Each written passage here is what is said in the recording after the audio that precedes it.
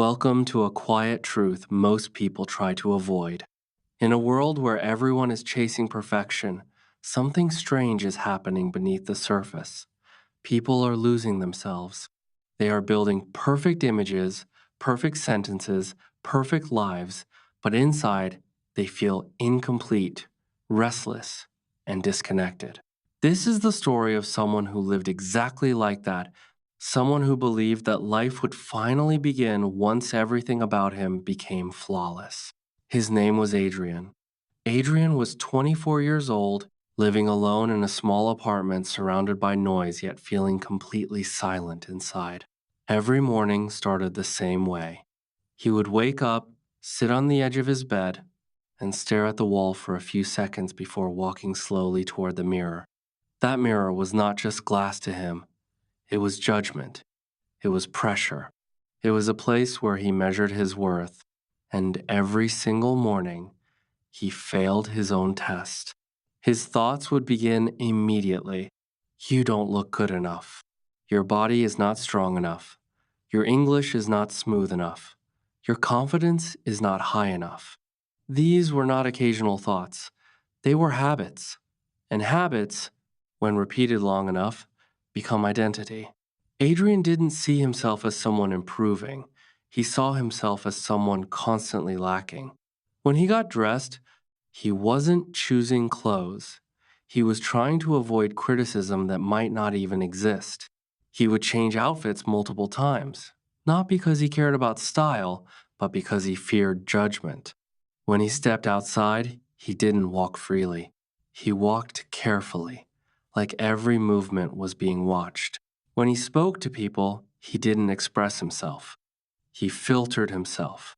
He calculated every word, every sentence, every pause, trying to make sure nothing sounded wrong.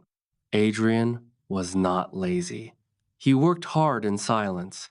He watched videos, read articles, practiced English alone in his room, repeating sentences again and again until they sounded perfect in his ears.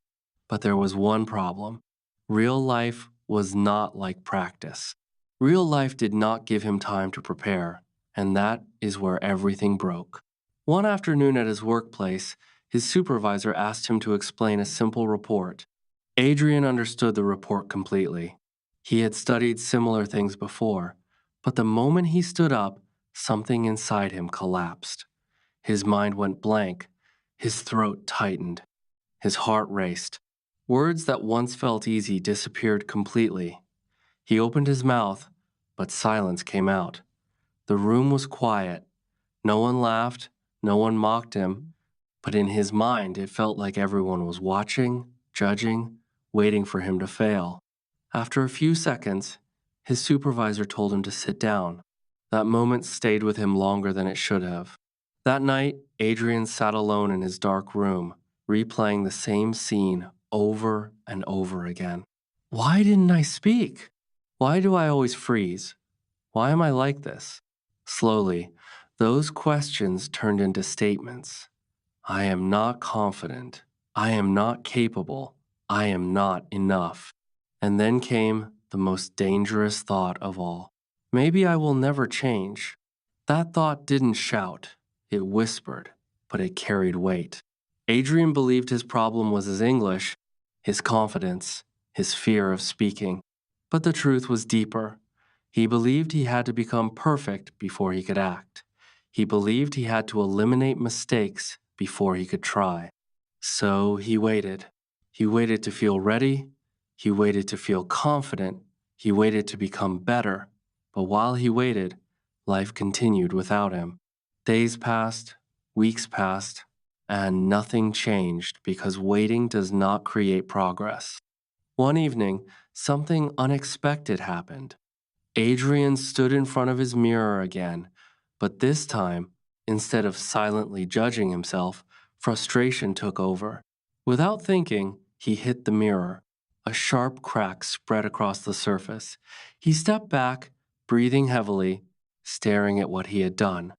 The mirror was broken, but it still reflected him. Only now his face appeared in fragments. In one piece, he looked tired. In another, he looked tense.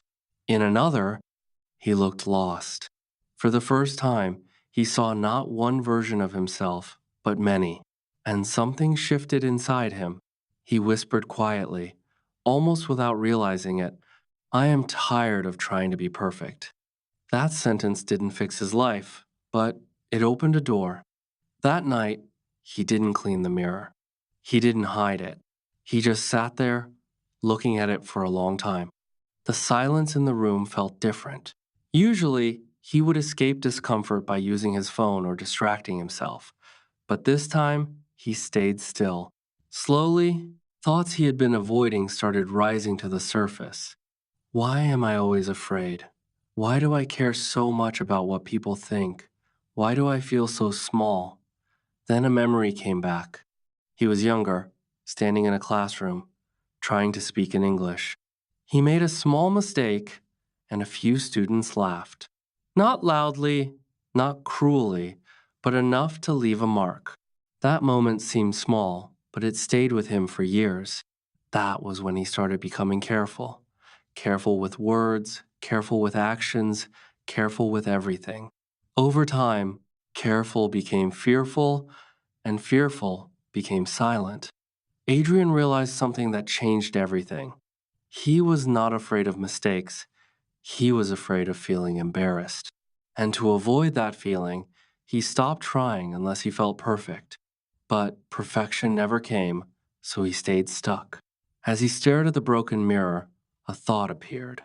The mirror is broken, but I can still see myself. Then another thought followed.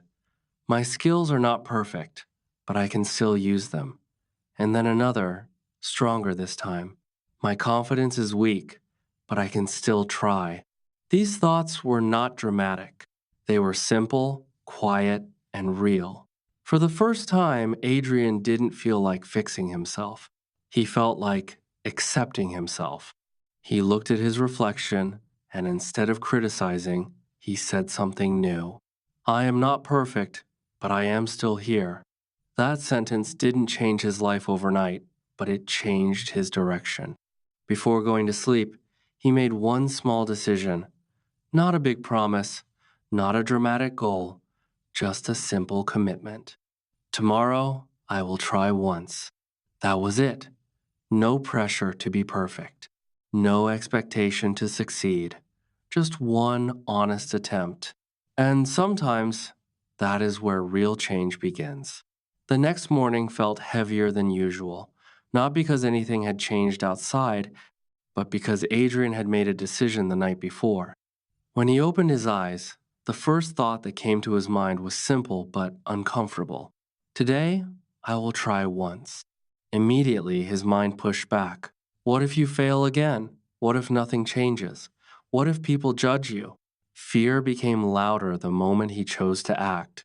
That is how fear works. It grows strongest right before change. Adrian sat up slowly and walked toward the broken mirror. The crack was still there, dividing his reflection. But this time he didn't rush away. He stood there and looked carefully. His mind tried to start its usual criticism, but he interrupted it with a quiet thought. Just try. That was enough. When he got ready, he noticed something small but important. He still cared about how he looked, but he didn't overthink as much. He chose his clothes, looked once, and stopped. His mind tried to pull him back into old habits, but he didn't listen fully. When he stepped outside, nothing had changed in the world. People were still busy, cars still moved, life continued normally. But inside him, there was tension, because today he had to act. When he reached work, he sat at his desk, trying to focus, but his mind was waiting. Waiting for a moment, waiting for an opportunity, waiting for the test, and eventually it came. A coworker approached him and asked a simple question about a report. It was not a big situation, not a formal presentation, just a normal interaction. But for Adrian, this was the moment. His heart started racing. His hands felt cold. His mind told him to stay silent, to avoid, to escape, like always. But then he remembered the broken mirror, the decision, the sentence he repeated. Try once. He took a breath and spoke. His voice was not strong. His sentence was not perfect. He paused, searched for words, made small mistakes, but he didn't stop. And something unexpected happened. The coworker listened, nodded, and responded normally. There was no judgment, no laughter, no rejection, just a normal conversation. That moment created a shift inside him. Not confidence, not excitement, but relief. He realized something important. The fear in his mind was bigger than reality. That day, he didn't transform into a different person. He still felt nervous, still hesitated, still overthought, but he tried again in small moments. A sentence here, a question there. Each attempt felt uncomfortable, but also slightly freeing. That evening, when he returned home, he stood in front of the broken mirror again. The crack was still there, but his perspective was different. He didn't see only flaws. He saw effort. He saw movement.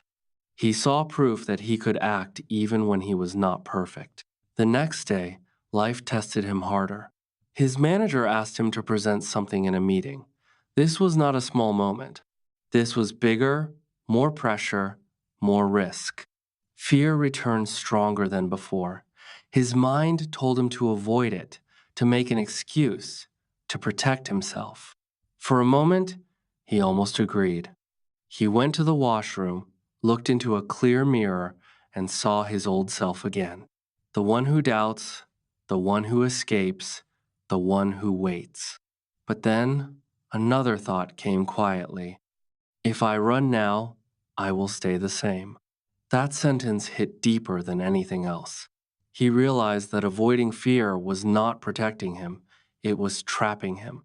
So he made a decision, not comfortable, not confident, but honest.